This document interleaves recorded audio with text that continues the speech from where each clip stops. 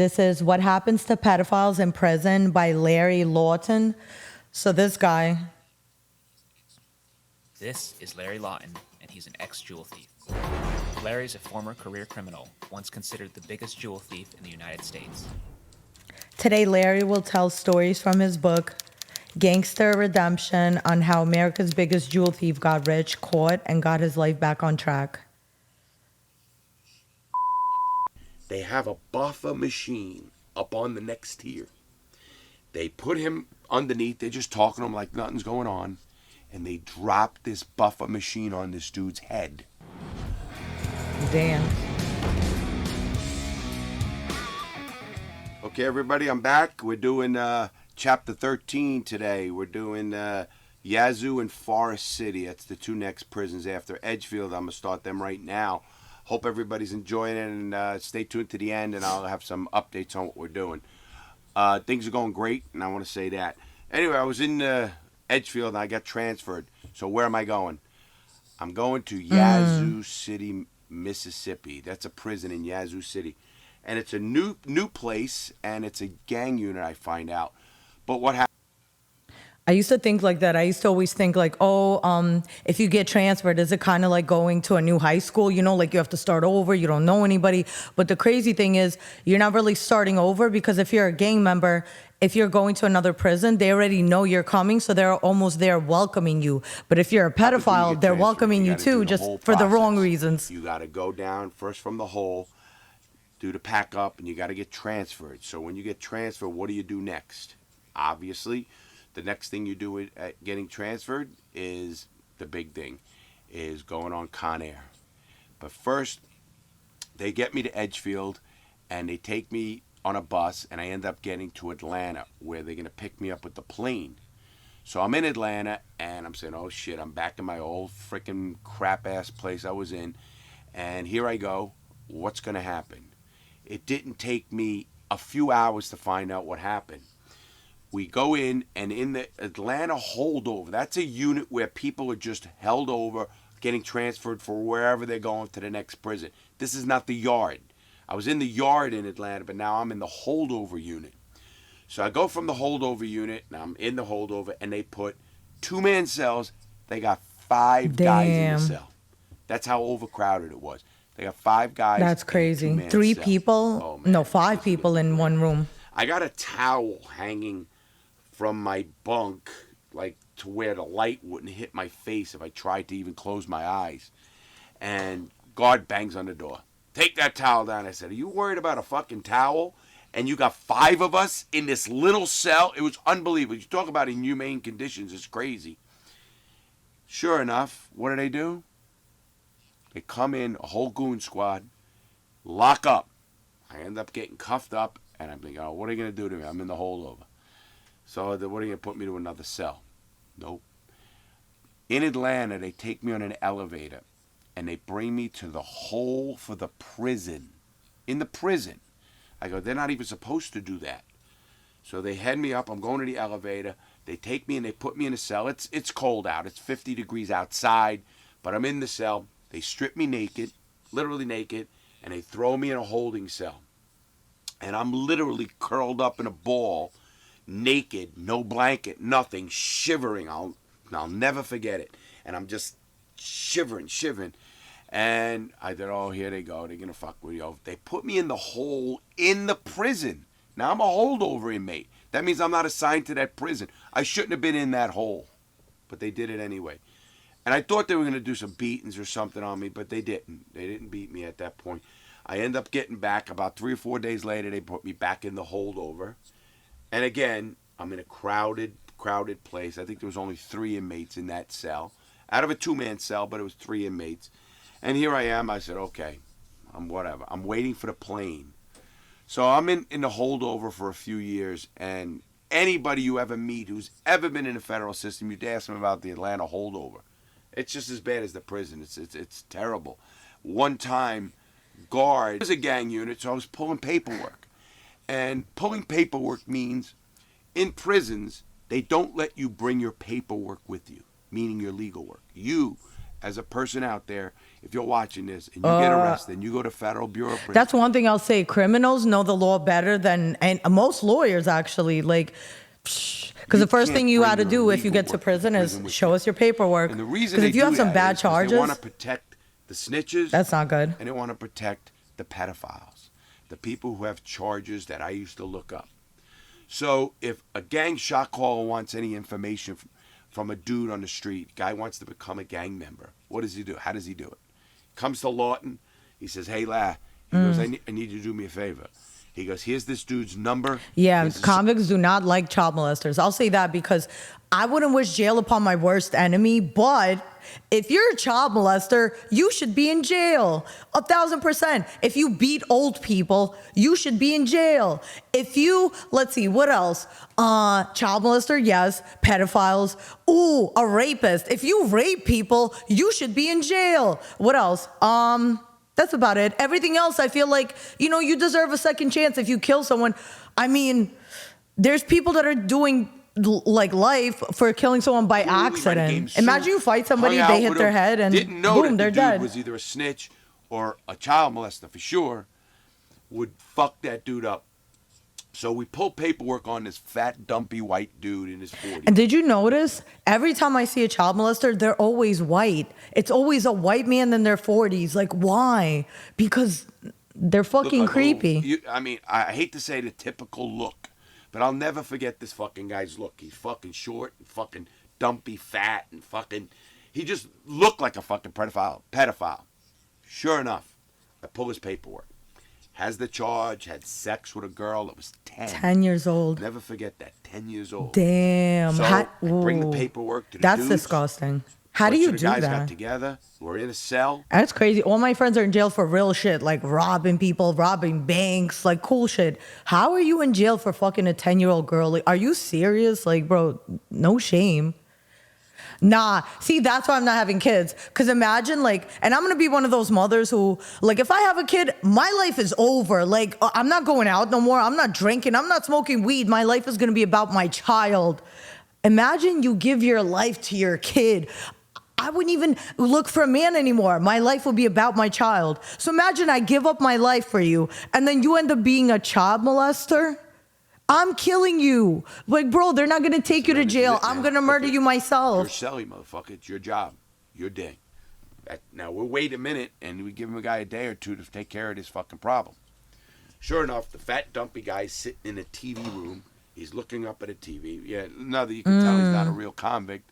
He doesn't know. You put your back to the wall if you can or whatever. And he's sitting in his chair. This dude comes up from behind.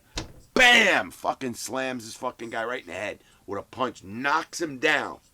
The dude had steel boots. I'll never forget the boots. Because he used to always walk around with boots. It wasn't that like you needed to. Sneakers, yeah. Anyway, this guy was a troublemaker. If you want to call him a troublemaker, a dude that always wore boots. You were always ready. And we're all standing there watching this up against the wall. And blood goes flying. Blood's flying. Damn. Blood is flying. He's kicking this fucking dude in the head. Guy's fucking out. I mean, literally. I mean, totally out. We all get out of there. We go. There's no cameras That's in crazy. TV rooms. There's no cameras in the TV room. So sure enough, the guy's laying there, pool of blood. We all go, just leave. Sure enough, a guard makes a round. I don't even know. How do you go to jail if you're a child molester? Like, if it was me, I would be like, yeah, let me just jump off a balcony maybe. Because, bro, you know what's going to happen to you if you go there. No one's going to like you. No one's going to want to be your friend. Because how are you going to be friends with a person that fucked a child? So a lot of people up around that area in the corner where the TV room was. He walked by. Everyone's gone already. Hits the alarms, hits the deuces, the button on their radio. Hits them. And, starts screaming, lockdown, lockdown. Everybody's running to their cell. Everybody takes off, and they get in their cell. And I think it's crazy to even put child molesters in the same place as you put murderers. Like, people that are in there for a gang murder, why would you put a child molester there? You want them to kill this person. And that's crazy, because it's like, what's going to happen? Let's say the child molester writes up, like, oh, they attacked me. So it's like, what, y'all are going to punish these people for doing the right thing? Like, no, you don't get to be a child molester and just molest children. No. I feel like they should have a separate prison for predators like that. Yeah, keep them together because they're like a gang. Yeah, keep all the pedophiles and the rapists in one prison. Nah, but you know what? Nah, we not doing that because nah. I like the way things are They're going. Actually, worse than rats. keep doing it this And way. especially, again, child molest is a funny charge because if you're a 20-year-old kid out there and you have sex with a 17-year-old girl, it's consensual. I'm not talking rape. I'm talking you girls with girlfriend, boyfriend, whatever. Even though that's legally a charge, we didn't consider it one. The convicts, listen. Yeah, I don't that's consider bad. that a charge. Okay, so let's say you're 19 and your girlfriend's 17 and you fuck and then they call the cops on you. I don't consider that being a predator because every girl, like your boyfriend was probably 21 and you were still in high school. That's normal. It's not normal, but it's normal. It's normal. But if you're fucking 40 and you fuck a 12-year-old girl, yeah, that's crazy. Even if you're 40 and you fuck a 17-year-old, that's still not good. It's like, bro, there's billions of people in this world, and that's what you're gonna go after? That's bullshit. We're not going to fucking hold you accountable for that. It's just not what convicts do, and we didn't do that. And that's it. So here I am, after all this kind of shit goes down, Brawley's on the yard. He probably also, given this, he knew it was Lawton that pulled the paperwork. Lawton had a reputation to not like snitches and not like child molesters for sure, because of my own past. And everybody, if you read the beginning of my whole entire book, I was molested by a priest when I was 11 years old. And I don't ever make that as an excuse of why I turned out fucked up. But a lot of people say it is, and even psychologists I deal with. Just a lot of things happened after that I guess I was acting out. But, I don't make an excuse. My choices are what put me in prison, not those choices. But now here I am in the hole again. I met a great guy. To this day, I know him very well. Ron, he's a great friend of mine. To this day, we talk a lot. I love him. He's out of California. He went away he was actually in San Quentin. He's a real convict. Ended up going to the feds because he was a convict with a gun in Montana. How do you're in Missoula, Montana, and you have a gun. Doesn't everybody have a gun? And being he was a convict, got 10 years in prison. 10 years. I tried to help him with his legal work to try to get him out. Couldn't do it. So here I go. Where am I going next? In the prison system, you're supposed to go to a closest prison. I only got about a year left, maybe less. And you're supposed to go to a prison closer to your home because you're getting discharged out of the prison system. They're supposed to try to help you reintegrate in any little way so you get more connections with your family and visits. What do they do to me? They send Lawton on a fucking bus again, the whole transfer process, to Forest City, Arkansas. Even farther away from my home in Florida. So are you kidding me? You want to talk about being screwed over? I was gonna say they don't. You would think they would send people closer to their home so their family could see them. Nah. I get to Forest City, they usually send you 10 hours away, as far as possible. Bus loads that came in there. Sure enough, it's a great prison.